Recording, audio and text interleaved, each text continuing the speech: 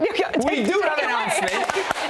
Because we have a new show on CBS Sports, Galazzo, and it's called Numbers Don't Lie. It's a stats-driven show powered by our friends at Sofascore, who are brilliant, by the way. And we're going to be looking in at insights, at numbers that tell the story. So through data and statistics, we're going to be telling stories around the football world. And, well, I brought a little bit of presentation for you, a little bit of feels of what Numbers Don't Lie is going to look like. And we're going to talk Mauricio Pochettino. Of course. He wasn't that great. Listen, I didn't mention in the last segment that he is 0-5 against teams in the top 30 in FIFA rankings. Wow. They've only scored 2 goals in that stint, and these are the 5 teams that he's played. Mexico twice. Look at that, 6 big chances created. I mean, wow. 6 big chances created over 5 games. That's horrendous. And versus the other teams that constantly go after you, and it's not been great. 2 goals in that span. It's honestly, it's worrying at this point that the U.S. can't compete against teams like this, especially when you concede first. It's like they don't have a response. But let's go and take a look at the players that the United States men's national team has used, because right now it looks like we're still in that experimental stage, that Poch is still trying to find the players. And since October 2024, it's one of the national teams that has used the most players, 59 in that span. And then you got to go through several national teams before you get to the likes of a Spain, Brazil, Mexico for comparison, and England. We know what the Mexico team is. 14 different starting lineups. I mean, we've been begging to see what Pochettino's team is. And this tells you that not even Pochettino knows what his team is. Yeah, that's shocking. 14 different starting lineups in 17 games. How could you ever find consistency or put a game plan or principles into play with so many different characters plugging and playing over very few games going into a World Cup? Yeah, look, when we think about these teams to the right of the graph, right? Who's going to be the front 3? Who's going to be the wingers? Lamine Yamal? Yeah. Nico Williams, right? Yeah. Brazil, they're starting to find their feet. Mexico, we already know most likely who's going to be the key players. England even, you know Harry Kane's going to start. For the U.S. men's national team, down the core, you don't even know outside of Christian, outside of Jedi when fit, who else is going to be the goalkeeper? I mean, there's so many question marks right now. Well, one of the big talking points around this team right now is, are the U.S. better off with Mauricio Pochettino than they were with Gregg Berhalter? And you've got some numbers for us, Nico, that compare Gregg in his second stint with Mauricio Pochettino since he's taken over. Well, because Gregg's second stint ultimately wasn't good at all. No. You can make arguments that his first time around, all right, I think he left the United States men's national team in a better standing than he did when he arrived. But in the second stint is where I have the most questions, and the numbers are fairly comparable. Pochettino now has more games in the 14 that Gregg Berhalter managed, and then crashed out at the Copa America. 7 losses, 6 losses. He has more goals against and a relatively similar goals for. And I mean, you look at this. This is a 50. This number is ginormous. 59 players used in that just screams of, I'm searching in my pool for my team. And Pochettino came in brashly and said that he's going to look towards MLS. And Berhalter constantly got berated for using Major League Soccer players. But let's dive deeper into that and see how much Berhalter actually went into Major League Soccer and how much Pochettino went into Major League Soccer. And the numbers show you that Pochettino overwhelmingly more that Gregg Berhalter has used players from Major League Soccer. And sure, total players from MLS, you're only like 8 players off, right? But it's the percentage of matches that they got, that they actually got playing time. Pochettino, Pochettino has been very persistent about using his domestic players. One thing, this is awesome to see, and I'm already geeking out alongside you, but the difference I see between what Gregg Berhalter did in his first stint and where Poch is right now, Gregg was building from scratch, man. From scratch.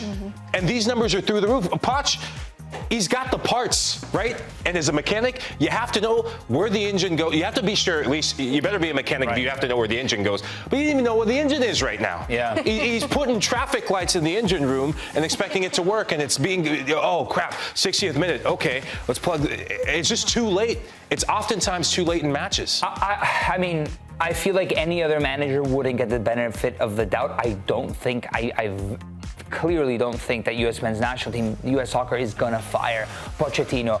October is coming around the corner. We'll see how this Japan game goes by today, this Tuesday. But in October, he's made very specific allusions that the best 11 is going to come in October. It should have come in September, in my humble opinion, but in October, we'll see what this team really looks like, what the World Cup 11 is going to look like. So I really hope that comes in October. Yeah, so Poch can start turning some of these figures around. It kind of supports the argument yesterday, are the U.S. better off with Pochettino, and these numbers don't make it look like that's the case. But let's take a look at the USMNT from a macro point of view with a little game called Believe It or Leave It. So I'll make a statement, and the three of you have to say whether you're believing it or you're leaving it. We start with Pochettino. So believe it or leave it, Mauricio Pochettino will lead the U.S. men's national team after the 2026 World Cup. Are you believing it or are you leaving it? Yes, believing it. That shadow of doubt. 100%. How many times has he been linked to another job in his tenure? He literally talked I guess the other question would be, believe it or leave it, Mauricio Pochettino will be the head coach at the 2026 World Cup. No, I believe it. I believe it. Yeah, like I don't think U.S. soccer is going to fire him. They're paying him a lot of money. But I also do think Poch was rubbed the wrong way with certain cultural aspects from within the team that occurred this summer. Was there one in particular? Yeah, there was one in particular. I think we all know which one. Did we ever talk about it on the show? No. Just a little bit. That perhaps indicate to me that he's going to want to step away. Okay, next one. Believe it or leave it, Flo Balogun will be the starting USMNT striker come next summer. He's got a great chance to prove that tonight. It's not done and dusted yet, and oftentimes we see players come off the bench, make a cameo. I don't believe it yet because Ricardo Pepi has still yet to come back from injury. Before he got injured, he was my guy to be the starting number 9 for the U.S. men's national team. It's been this carousel. You can't forget about Haji Wright as well, not in this camp. So those three right now are in the driver's seat, and Josh Sargent is playing for a place on the plane to come back to the United States. So I don't believe it just yet. Leave it. Yeah, leave it. Leave it. My thought is Haji Wright. I think you're playing well at club. He looks confident once he gets an opportunity in camp, especially when you're sitting back with your club team and watching these performances.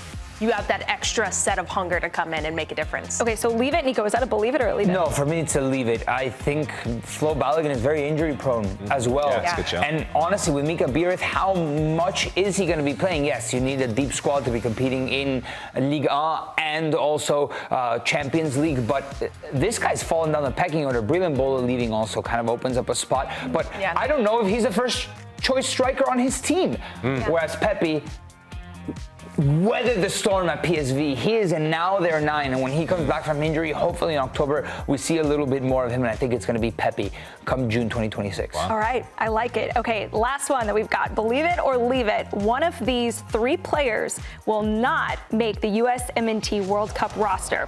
Weston McKennie, Matt Turner, and then what's the third one? I actually don't have it on. And Yunus Musah. Ooh. One of those 3 will not make the World Cup roster. No, leave it. I think I'm going to leave that one.